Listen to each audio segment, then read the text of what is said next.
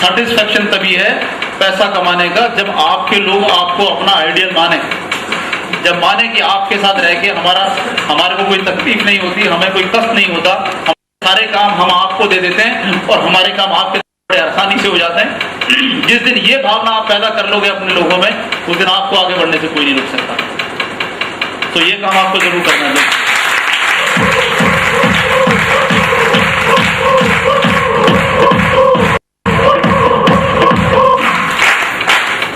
Follow up, follow up कैसे करना है, हमने कई तरह के फॉलोअप बताए। फॉलोअप मीटिंग के बीच में होता है, पहले होता है, बीच में होता है, में होता है। मैं उसको एक्सप्लेन नहीं करने जा रहा हूँ, लेकिन फिर भी आपको बता रहा हूँ। हम लोग कहते हैं 1 बार, 2 बार, 3 बार, 4 बार, 5 बार फॉलोअप करना चाहिए, ऐसे ही बोलते हैं। लेकिन मैं फिर भी इसके आगे जाना चाहता हूँ। मैं कहता हूँ फॉलोअप तब तक करना चाहिए जब तक आदमी ज्वाइन नहीं कर लेता। वो कितना भी गलत बोले, जब भी बोले, आपका काम है नम्रता से बात करना, आपका काम है उसको समझाने की कोशिश करना। और भले ही वो खुशी से ज्वाइन ना करे, हाथ जोड़ के बोल दे कि भैया बता क्या करना है, वहीं पर साइन करके ये ले जा। क्योंकि हो सकता है कि कभी कभी ऐसे लोग भी हमारे बीच में आ जाते हैं, भले ही वो ऐसे मुश्किल से आए, लेकिन जब वो आ जाते हैं तो ऐसा काम कर जाते हैं जिसके बारे में आप कभी सोच भी नहीं पाते। क्योंकि यू नेवर नो, आपको खुद नहीं पता कौन आदमी कितना काम करेगा और कितना नहीं। पता है आपको, किसी के लिखा होता है, जूड़ जी बोलते हैं थर्मोमीटर दे के निकालो, देखो इस तरह से ये काम करेगा नहीं करेगा। ऐसा कोई थर्मोमीटर हमारे पास है नहीं। फॉलोअप जब तक होना चाहिए जब तक आदमी ज्वाइन ना कर ले। हमें जब भी मिले हमें अपनी बात छेड़ देनी कि आपने बताया नहीं, और वो कहे नहीं मेरे को अभी ज्वाइन नहीं करना। उसको ये नहीं कहा अच्छा ओके कोई बात नहीं, उसको बोला कोई बात नहीं अभी दोबारा सोच लो, मैं फिर आऊंगा। भले आपने 10 बार उसको ज्वाइन कर लूंगा, भैया दिमाग मत था मैं ज्वाइन नहीं करूंगा। उसको नहीं आप समझ नहीं रहे, शायद ये बिजनेस बहुत बढ़िया है, जिस दिन आपको समझ में आएगा उस दिन तो आप इस बिजनेस में फट्टे चकतेंगे। उसको हमेशा ये उम्मीद दिलाओ कि वो एक एप्रोप्रिएट आदमी है, और जिस दिन भी वो इस बिजनेस में आ गया वो बहुत पैसा कमा सकता है, बहुत बड़ा आदमी बन सकता है, बहुत आगे जा सकता है। और जब भी वो बोलते नहीं भाई मेरा पीछा छोड़ोगा, कोई बात नहीं, ये बातें मैंने बोल दी और मैं दोबारा आपसे मिलूंगा। मुश्किल है ये काम बोलना, मुश्किल है, कर नहीं सकते हम, कर सकते। कभी भी वाइंड अप करके मत आओ, अच्छा ठीक है भाई ओके फिर बाद में मिलेंगे या नहीं मिलेंगे, यार तू तो ऐसा आदमी तूने मना कर दिया। कभी भी पर्सनली को मत लो, कुछ नहीं है। लड़ाई आपकी आर्थिक आजादी के लिए है, उस आदमी से नहीं है। क्योंकि तो बहुत सारे लोग मिले। मैं जब नौकरी में था, ट्रेनिंग कर रहा था, तो जवान लोग उस्ताद बने हुए थे, कुछ आर्मी के लोग होंगे समझते होंगे, यहाँ पर खूब गाली देते थे हमें।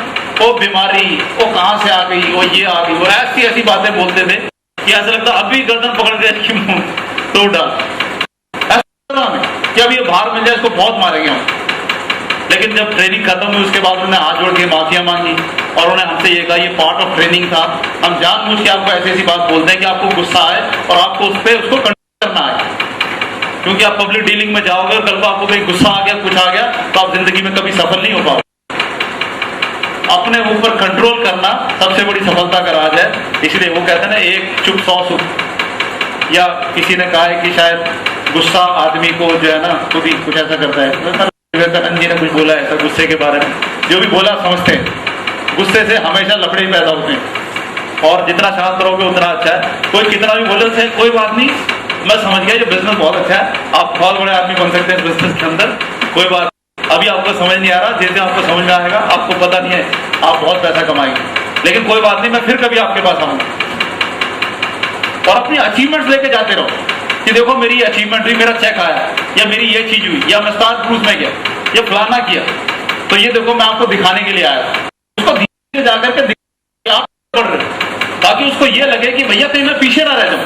और उसको हमेशा ये एहसास दिलाओ कि आप बहुत बड़े व्यक्ति बन सकते हैं बिजनेस के अंदर। और हनुमान जी को फूक पे चढ़ा करके तो छलांग लगवा दी थी समुद्र पे, जहां मत जी ने, तो आप नहीं कर कुछ भी है। हनुमान को फूक पे तो चढ़ाया था, उसकी सारी कहानियां याद दिला करके कि ऐसे ऐसे तुम समुद्र में घुसे, तुमने मतलब क्या किया, समुद्र में भी घुसे, उसने कुछ कहता था ना, या ऊपर सूरज को मुंह में डालने की कोशिश की है वो, क्योंकि एक मुनि ने शराब दिया था तो वो सब कुछ भूल गया था। उसको तू बहुत ताकतवर है, तू दुनिया में चाहे कुछ भी कर सकता, तो उसको बोला समुद्र तो तेरे लिए है नहीं, तो यूं करेगा समुद्र के पास, और वो चढ़ गया समुद्र में। मतलब सबको रामायण मालूम है ना, कैसे सुन रहे हो जैसे मालूम ही नहीं, मैं पहले बना रहा हूँ। ओके, यू अंडरस्टैंड क्या कहने का मतलब है? Never close. मेरे हिसाब से कभी भी किसी को क्लोज मत करो, हमेशा उम्मीद की एक किरण छोड़ा, कोई बात नहीं, दोबारा। Okay, 100% user. मेरे हिसाब से ये फिट नहीं है हमारे लिए। 100% यूजर हम नहीं हो सकते। ये 100% यूजर जो है ये एमवे जैसी कंपनियों में चल सकता है सिर्फ, या जो प्रोडक्ट बेस्ड कंपनियां होती हैं, जो प्रोडक्ट बेस्ड हैं। भाई आपको साबुन चाहिए, तेल चाहिए, ये वो चाहिए, आप पहले खुद यूज करो तभी रिकमेंड कर सकते हो। तो हमारे यहाँ तो इतने सारे प्रोडक्ट हैं, 100% यूजर आप खरीदोगे तो एक ही। अगर आपने फ्लेक्सी ले ली तो आप सूट नहीं लोगे, साड़ी नहीं लोगे, लैपटॉप नहीं लोगे, कुछ और नहीं लोगे, कुछ और नहीं लोगे, कुछ और नहीं लोगे। जब आप लोगे नहीं तो 100% यूजर कैसे बनोगे? तो ये शायद यहाँ ठीक नहीं है। 100% यूजर हम कभी नहीं हो सकते। और प्रोडक्ट मैनुअल यूज करना या वो मैनुअल यूज करना, मैनुअल यूज करने से कोई यूजर नहीं बन जाता, ठीक है? तो वी आर नॉट 100% यूजर। इसकी वैसे भी आजकल 7 का खेल चल रहा है, 7 कल आने वाली है, 7 पे हमने यहाँ काम शुरू किया है, 70 लोग यहाँ बैठे हैं, तो इसको आज ही से 7 पे ले आओ, 7 से शुरू।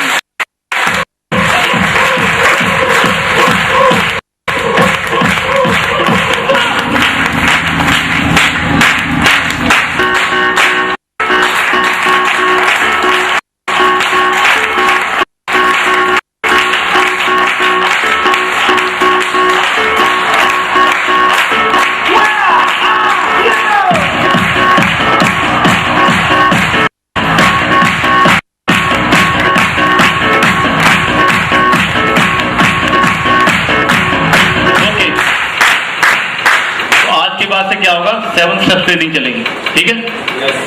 किसी को अगर कोई कुछ कहना चाहता है शब्द के बारे में तो कह सकता है। मैंने एक लाइन में आपको समझा दिया, आप समझ में भी आ गई होगी। 100% यूजर सिर्फ एमवे, मोदी केयर, टपरवेयर और वगैरह वगैरह वगैरह कंपनियों में चलता है, हमारे यहाँ पर ये नहीं चलता है। तो 7 स्टेप ट्रेनिंग, ओके? वैसे भी लक्की 7 वगैरह वगैरह बहुत कुछ होता है, तो हम साथ में छोड़े, ठीक है? 7 पे 7 है, 8 पे 8 तो है नहीं कहीं, ठीक है? ठीक है, तो जब दुनिया साथ के आगे घूम रही है तो हम भी साथ पे रहे, ठीक है? और बी ए टीम प्लेयर, आपने बोला टीम प्लेयर हम लोग हैं, हमें लोगों के बीच में रहना। बंदर की कहानी मैंने सुना दी आपको, कौवों की कहानी सुना दी। अपनी अपलाइन के साथ टच में रहना है, हमेशा मतलब प्रोग्राम के बीच में रहना है, लोगों से मिलना है। जैसे मैंने बोल दिया मत्था टेकना है तो मत्था टेकना है। तेज बुक्स फंक्शन लिखा हुआ है, बहुत सारे फंक्शन हम प्रमोट करते हैं, लेकिन कोई आदमी ये सोचता ही नहीं है मेरा फंक्शन है। टेप्स हैं आप लोगों के पास में? कौन कौन सी टेप्स हैं? देखा, अभी पता ही नहीं कौन सी टेप्स है, लेकिन इसमें है ट्रेनिंग में। हमारे पास कुछ हो सकती है जो हम लोग रिकमेंड करते हैं। देखो, जिंदगी का एक एक्सपीरियंस, अगर आप एक आम आदमी की तरह काम करोगे ना, एक आम आदमी की तरह, तो आपको इतना एक्सपीरियंस मिल जाएगा, आपको बुक की कोई है नहीं, ठीक है? अब मैं कभी किताबें पढ़ के पास नहीं हूँ, और मैंने आज तक कोई मोटिवेशनल बुक नहीं पढ़ी, कोई नॉलेज की बुक नहीं पढ़ी, मैं कभी किताबें नहीं पढ़ता। अगर मैं किताबें पढ़ता तो 100-200% से पास होता, क्योंकि 100% से तो मैं पास हो जाता हूँ 40% लेकर के, ठीक है? जिंदगी में वो एक प्रोवर्ब है कि आप अगर 1 किलोमीटर पैदल चल लेंगे तो आप समझ लो, क्योंकि चाइना में भीड़ बहुत ज्यादा है ना, तो उनका कहने का मतलब ये है कि आपको एक्सपीरियंस इतना ज्यादा हो जाता है कि आपने जैसे 100 किताबें पढ़ ली, उससे ज्यादा एक्सपीरियंस आपको हो जाता है। तो अगर आप ग्राउंड लेवल पे रह करके काम करोगे, आपको वैसे ही दुनिया का बहुत ज्ञान हो जाएगा। सो बुक्स हैं, अगर आपको रीडिंग हैबिट्स है और आपको पढ़ना अच्छा लगता है, आप जरूर किताबें पढ़ें, क्योंकि किताबों में बहुत ज्यादा बातें होती हैं। लेकिन किताबें मुझे थोड़ी सी दिक्कत यही देती है कि किताबें लोगों की तासीर में नहीं होती, मतलब पढ़ना नहीं चाहते। इससे ज्यादा चलो यार देख लो, टीवी देख लो, ये देख लो, वो देख लो। रीडिंग हैबिट्स में कितने लोग हैं जिनको किताबें पढ़ना अच्छा लगता है? देखो, इतने सारे लोगों में इतने ही। लेकिन अगर आपको अच्छा लगता है, आप एंजॉय करते हैं, बहुत सारी बातें लर्निंग के लिए वहां पर होती है, तो आप जरूर किताब पढ़ें। क्योंकि अगर आपने अच्छा वक्ता बनना है, अच्छा श्रोता बनना है, या कुछ भी करना है, तो आपको किताबों से बहुत ज्यादा हेल्प मिलती है। आपको ये जरूर पढ़नी चाहिए। और खासकर जो रिकमेंडेड बुक, मार्केटिंग के संबंध में कुछ बुक्स है जैसे आपको कुछ ज्ञान नहीं है, आपको नेटवर्क मार्केटिंग के बारे में मालूम नहीं है, आप कुछ जानना चाहते हैं क्यों ये काम करना है, किस लिए करना है, कैसे करना है, तो इसके बारे में बहुत सारी बुक्स हैं, बहुत सारे राइटर्स लिखी हुई हैं और आपकी सोच को बदलने के लिए बहुत सारी बुक है। अगर आप उसको पढ़ सकते हैं तो आपका मानसिक विकास ही होता है, आपको जवाब देने, अपने आप काम करने में काफी मोटिवेशन मिलता है। बिल्कुल ईंधन की तरह होता है, जैसे पेट्रोल भरते हैं हम लोग, वैसे ये हमें मोटिवेट रखने के लिए एक ईंधन है। अगर आप इसको भर लेते हैं बहुत अच्छी बात है। फंक्शंस में मैंने देखा हम लोग हमेशा पीछे रह जाते हैं। हमारे घर का अपना फंक्शन होता है, हम जिम्मेदारी से बिजनेस कर रहे हैं, लेकिन प्रायोरिटीज पैदा हो जाती है। आज तो मेरी फूफी की शादी, मेरे चाचे की शादी है, मेरे चाचे के भाई की शादी है, लड़के की शादी है, ताऊ की शादी है, मैं इधर जा रहा हूं।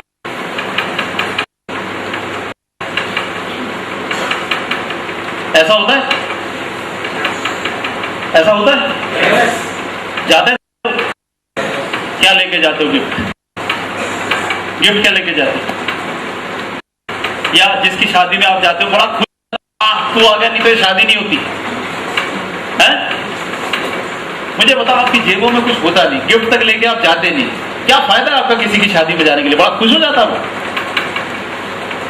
ये कितनी होती है मुझे बताओ, कितना जिनकी शादी में आप जाते हो, कितने लोग काम छोड़ के आपके आसपास बैठे रहते हैं?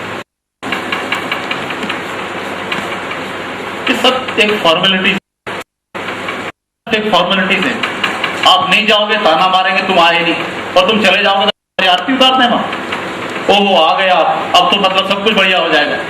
आप नहीं आते तो ये परेशानी हो सकती थी। होता है कुछ?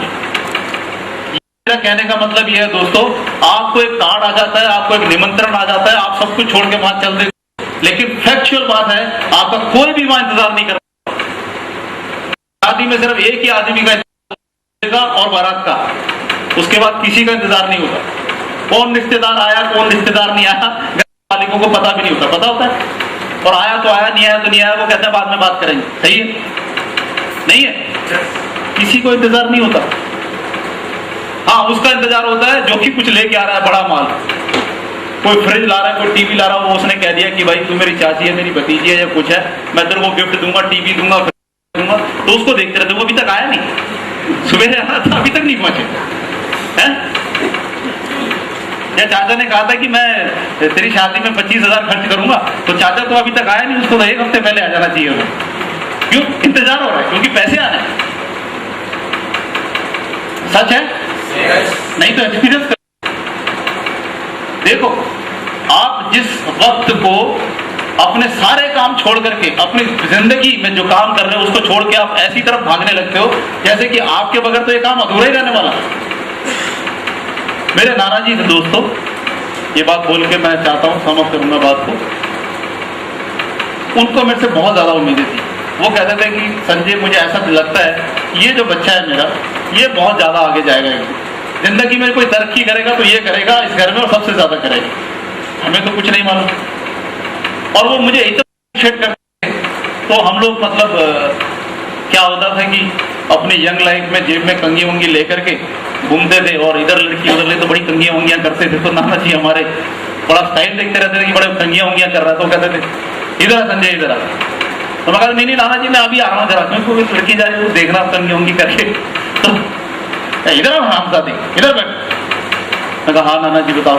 कह रहा खंबा, तुमने अपनी शक्ल देखी शीशे में, इतना खूबसूरत हो तुम, कहा छोकरियों को देखते रहते। अगर जिंदगी में कुछ करना है, आशिक बनना है, तो अपने बनो, अपनी आशिकी करो, अपने से प्यार करो। दुनिया के पीछे क्या भागते हो? जब तक तुम अपने से प्यार नहीं करोगे, दुनिया आपकी कदर नहीं करेगी। तो जो लोग अपने से मोहब्बत नहीं करते, अपने आशिक नहीं है, दुनिया उनकी आशिक कभी नहीं होती। इसलिए सबसे पहले अपने से मोहब्बत करो। तुम वैसे बहुत खूबसूरत है, कंगियां करने से खूबसूरत नहीं बनोगे तुम। उनकी बात मुझे दिल पे लगी। मुझे ये लगा कि हम अपनी इज्जत तो करते ही नहीं, करते हैं, हमें महत्व तो मालूम ही नहीं है। हम तो ऐसे लगता है हम जैसे दुनिया में तो दया चाहिए, हमें दया, हमारे को दे दो, हमारे को दे दो, ऐसा हमें लगता है। हम ऐसे, उन्होंने मुझे ऐसा, मैं ऐसे नहीं, हम तो बहुत सिकंदर है यार, हमें जरूरत नहीं किसी। अगर हम तब के खड़े हो तो दुनिया आ पाएगी, ये चाहिए आप लोगों में। उनकी डेथ हो गई, वो मुझसे हमेशा कहते थे कि सच्चे तूने बहुत काम, तू आएगा एक दिन बहुत नेटवर्क मार्केटिंग कैरियर में आया था।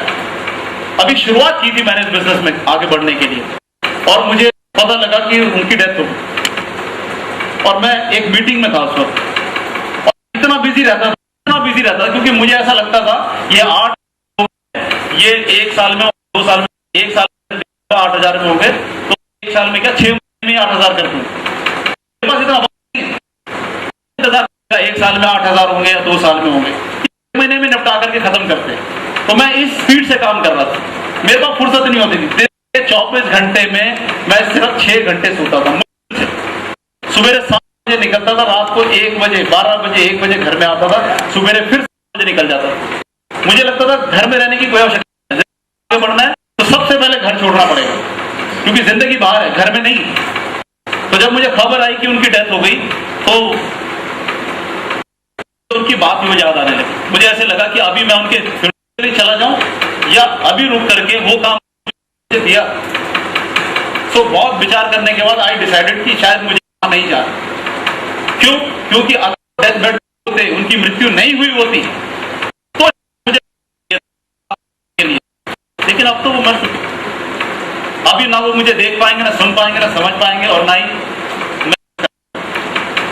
वक्त नहीं है। अभी मैं उनकी एक सोची हुई जो उनकी बातें थी उनको मैं पूरा, और दोस्तों मुझे वक्त नहीं मिला। 4 साल के बाद जब होती है ना, तो बनाते हैं ना, तब गया था मैं 4 साल के बाद अपने नाना जी के पास। हमारे लिए अर्जेंसी नहीं थी, क्या है जिंदगी में उसको आप देखना। हमारे मन में ख्याल का है नाना जी अगर जिंदा होते, डेथ बेड पे होते, आखिरी सांसें भी गिरने होते तो हम कुछ भी करके वहां पहुंच जाते थे। अभी वो दुनिया में नहीं, इसीलिए अभी मैं कब जाऊंगा, उनके लास्ट राइट्स पे जाऊंगा। आपको भी अपनी प्रायोरिटी सेट करनी पड़ेगी, कोई आपका इंतजार नहीं कर रहा अनटिल और अनलेस यू। अगर आपके हाथ में बड़ा गिफ्ट है किसी के लिए, कोई आपके जाने का कहीं फायदा है नहीं, तो सिर्फ फॉर्मेलिटीज हैं, और इस फॉर्मेलिटीज में आप अपनी जिंदगी को खराब मत करो। प्रायोरिटी देखो। फंक्शन अगर होता है, अगर आप इस बिजनेस में सीरियसली कर रहे हो, आपके लिए जिम्मेदारी सबसे पहले फंक्शन को अटेंड करना है। अगर पहले आपकी कोई प्रायोरिटी होती है, आपका अपना नहीं, आपकी डाउनर्स में नहीं आता, आप समझ लो उसके साथ फ्यूचर बनने वाला नहीं है, कुछ भी होने वाला नहीं है। Okay, so you understand? So all the best my dear. और कुछ गया? Okay okay, all the best. और इसके बाद भी कोई बात होगी तो हम क्या तैयार है? डिनर बिल्कुल तैयार है। 5 मिनट है, 11:30 बजे भी, तो फिर तुम ही आ जाओ। 11 बजे तैयार नहीं है? बहुत देर से लोग बैठे हुए, ख्याल में 7 पे मैंने काम शुरू किया था, दोबारा से 35 पे जाने वाली है सुई। 4 आवर्स। 7 तारीख का इंतजार कर रहे हो? वो तो खाना खाते खाते भी हो जाएगी, हम कहाँ जाने वाले हैं? तो एनीथिंग, अगर कोई सवाल कुछ रह गया था ना बीच में, कुछ अब बताने की जरूरत है? मेरे ख्याल में हम बहुत ज्यादा बातें कर चुके। ओवरडोजिंग नहीं हो गई? नहीं हुई? कैसी बात कर रहे हो? मुझे तो ऐसे लग रहा मैं बहुत बोल गया। मुझे यही नहीं पता लग रहा 4 घंटे भी हो गए। 4 घंटे से घड़ी तो सामने ही। मैंने सोचा था कि 9:30 बजे तक मीटिंग खत्म करके अपना खाना वाना खा के घर, लेकिन मुझे देख रहे हो बड़े आराम से बैठे हो जाए। एसी की यही प्रॉब्लम है, लोग उठते ही। अगर गर्मी होती तो मैं रुक रुक के करता, अभी खाना मिलेगा, बैठो। Anyway, this was a good meeting, I hope. और ये जितनी भी बातें हमने यहाँ की, आज से पहले कभी हुई? आपको लगा आपको ये बातें जानने के लिए बहुत जरूरत है आपकी जिंदगी में? कुछ हेल्प करेंगी आगे? तो कुछ करके दिखाओगे? मेरठ का नाम रोशन होगा नहीं होगा? अगली बार कितने लोग मिलेंगे यार? 70 के बाद कितने? लेकिन वो तो इस हॉल में आएंगे, डबल का ऐसे बड़े बड़े हॉल हैं यहाँ पर। चलो बहुत बढ़िया बात है, अच्छी बात। इम्प्रूव करना है अपने आप को। देखो कुछ अपने बारे में आपको बताता हूँ। जब मैंने नेटवर्क मार्केटिंग शुरू की, सबसे पहले आता था हॉल में, सबसे पहले एक एक कुर्सी अपने हाथ से ठीक करता था, हाथ से। क्यों? क्योंकि मेरी जिंदगी लगी हुई। 8 साल नौकरी की मैंने, 6 साल बिजनेस कर रहा था, 14 साल I spent for building my career. जिंदगी बनाने के लिए मैं 14 साल लगा दिए, लेकिन फिर भी कहां खड़ा था? वहीं खड़ा था जहां शुरू हुआ। क्यों? क्योंकि जिस मकसद से जिंदगी को जीना है वो नहीं मिल रही। तो खुद एक एक कुर्सी को, क्योंकि मुझे पता है कि जो जो इंसान यहाँ एक से गुरंदर आता है, आप किसी एस्टिमेट कर सकते हो? आप लोगों ने बिजनेस देखा और कल प्रेजेंटेशन, परसों प्रेजेंटेशन, आप किसी को कह सकते हो ये लल्लू और ये मास्टर? जितने लोग बैठे हैं मैं सारे लोग मास्टर हैं, और ये जितने लोगों को मैं अच्छे प्रेजेंटेशन दूंगा, अच्छे माहौल में दिखाऊंगा, तरीके से बताऊंगा, उतने ज्यादा लोग बिजनेस को ज्वाइन करेंगे, और जितने ज्यादा लोग बिजनेस को ज्वाइन करेंगे उतनी मेरा बिजनेस बढ़ेगा। इसलिए मैंने कभी नहीं देखा, मैंने कभी टेढ़ा नहीं लगाया। कभी भी टेढ़ा बैनर अगर मेरी मतलब उसमें लग जाए तो समझ लो कि मैं क्या करता था। कर ही नहीं सकता, क्योंकि मैं खुद खड़ा। एक एक बैनर सीधा लग रहा है, स्मार्ट लगना चाहिए। अगर ये मार्केट है, मैंने मेरे ख्याल में कई साल हो गए इस तरह की मीटिंग मैंने कभी भी नहीं ली। 4 पूरे 7 साल के करियर में नहीं बोला।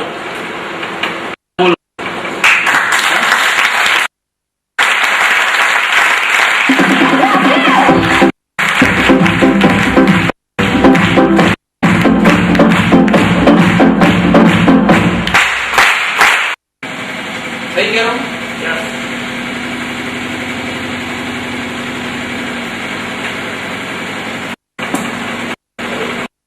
हेलो। तो सेमिनार को बनाने के लिए बहुत ज्यादा जरूरी है कि अच्छे लोगों को इनवाइट करें, कम से कम ऐसे लोगों को इनवाइट करें जो कि पैसा खर्च कर सकते हो, और अगर डिसीजन उनको लेना है तो वो डिसीजन ले पाए। ये नहीं कि यहां से भागने के बाद उनको किसी के पास जाके बोलना पड़े कि मैं बिजनेस देखा और इसमें बहुत पैसा कमाया जा सकता है, काफी लोग पैसा कमा रहे हैं, एक्सप्लेन, और उसकी 2 मिनट में जो रुपए वो खारिज हो जाए और उसके बाद कोई ज्वाइनिंग ना मिले, और उसके बाद आप क्या कहेंगे कि बिजनेस बेकार, हम तो कितनी कोशिश, बिजनेस ही आगे नहीं बढ़ता। तो आई होप यू अंडरस्टैंड,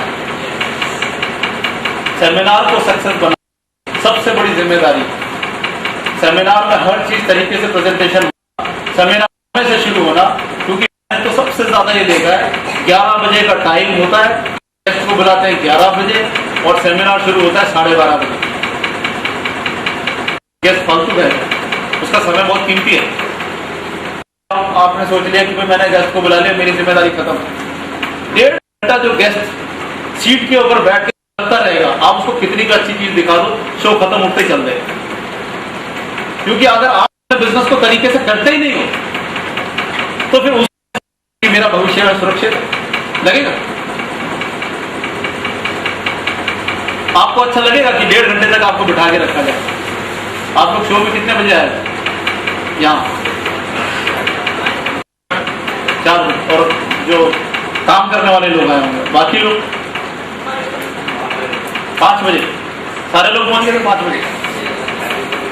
आप हैं? अच्छा लगा? थोड़ा इंतजार करना अच्छा लगा? अच्छा नहीं लगा? हैं? क्यों पेशेंस नहीं है ना? मैं आ गया, अब तो काम शुरू हो जाना चाहिए। मैं सिनेमा हॉल में बैठ के पिक्चर भी शुरू होनी चाहिए, लेकिन रिस्पॉन्सिबिलिटी है हमारी। जब 6:30 बजे शो शुरू होगा, या 6 बजे शुरू होगा, या 5:30 बजे शुरू होगा, वो शुरू होना चाहिए था। थोड़ी सी प्रॉब्लम ऐसी हो गई क्योंकि मैं कोऑर्डिनेट नहीं कर पाया, क्योंकि मैंने आज तक मैंने बोला कि मैंने 4 घंटे कभी स्टेज पे नहीं बोला, मुझे जरूरत ही नहीं पड़ती। मेरे लिए तो 15 मिनट का स्लॉट रहता कि 15 मिनट बोलो, क्योंकि इतने सारी लाइन खड़ी, ये बोलेंगे, ये बोलेंगे, ये बोलेंगे। अगर हम उनको समय ना दे तो कैसे? हमें तो पूछता ही नहीं कोई। हमारे पास ऐसे ऐसे लीडर हैं, लोग उनको सुनना चाहते हैं, नहीं सुनना चाहते, लेकिन वो माइक नहीं छोड़ना चाहते। क्यों? मुझे माइक पे बोलने का बहुत शौक है। मुझे आधे घंटे के लिए सही, 15 मिनट के लिए सही माइक दे दो, लेकिन क्या करें, अचीवर से देना भी पड़ता है, उनका राइट है। आप अचीवर बनोगे, आप आगे बढ़ोगे, आप एमरल्ड बनोगे, रूबी बनोगे, आपको भी स्टेज पे आने देना, मना तो नहीं कर सकते ना। लेकिन दिस इज योर रिस्पॉन्सिबिलिटी कि आप कितनी जिम्मेदारी से अपनी जिम्मेदारी को वहन कर पाते हैं या निभा पाते हैं। क्योंकि अगर आपकी बात लोगों को समझ में नहीं आ रही तो क्या होगा? नेगेटिव इम्पैक्ट हो जाएगा। हो जाएगा कि नहीं? हो जाएगा, क्योंकि जिम्मेदारी है। और एनीवे जैसा भी रहा, मेरे लिए आज बहुत अच्छा एक्सपीरियंस है आप लोगों से इतनी देर बात करना। और आई एंजॉयड दिस ट्रेनिंग या ओरिएंटेशन या मोटिवेशन या जो भी आप कुछ कहें, मुझे बहुत अच्छा लगा। और आई होप कि आपको भी उतना बुरा नहीं लगा होगा। ठीक है, ओके दोस्तों, thank you very much.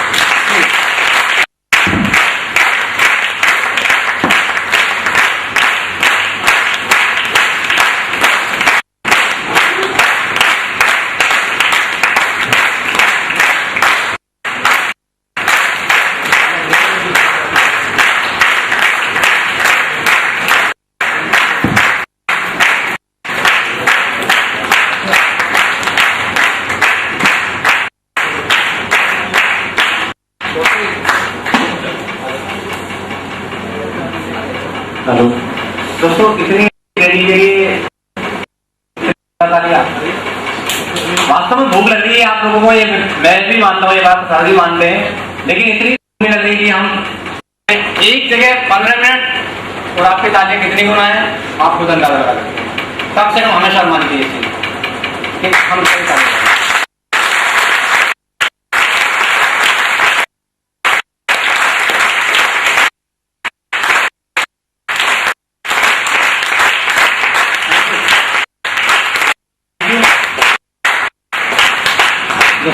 Training शायद मैंने अपने सिर्फ इतने दिन से मैं बिजनेस कर रहा हूँ, मैंने शायद आई होप आपने ली हो, मुझे नहीं पता, लेकिन मैं जरूर चाहूंगा आप लोग भी चाहते हैं।